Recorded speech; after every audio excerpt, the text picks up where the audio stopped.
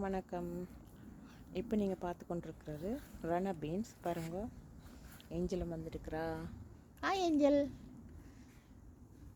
என்ன பார்க்குறீங்க செல்லம்?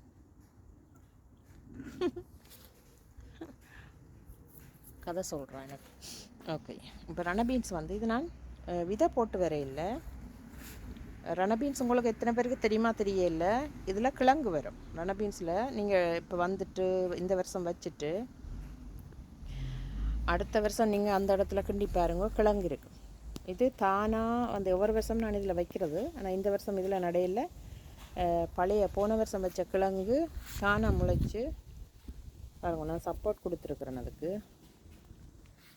ஆனால் நான் விதை போட்டு வைக்கிறத விட இது நல்லா ஸ்ட்ராங்காக வளர்ந்துருக்கு. அன்றைக்கு நான் காயில் எடுக்க போகிறேன். என்னென்னு சொன்னால் நிறைய நாளுக்கு விட்டுட்டோம்னா முத்திடும். முத்தினா கொஞ்சம் டேஸ்ட் இருக்காது.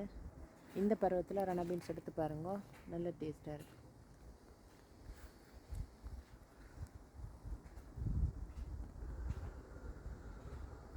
பூவை பார்த்தீங்களா?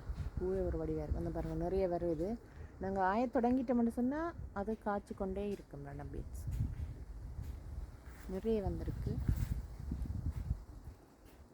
இன்றைக்கு இதெல்லாம் எடுக்க போகிறேன். என்னென்னா இல்லைன்னு சொன்னால் முத்திடும். பாருங்க, 2-3 கண்டு தானாக முளைச்சி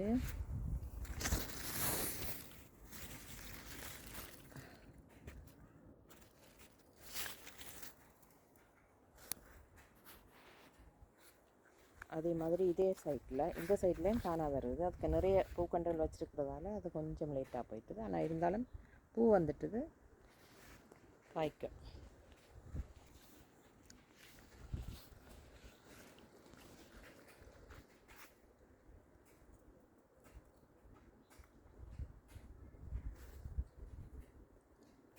இன்னும் ஒரு வீடியோவில் சந்திப்போம். நன்றி.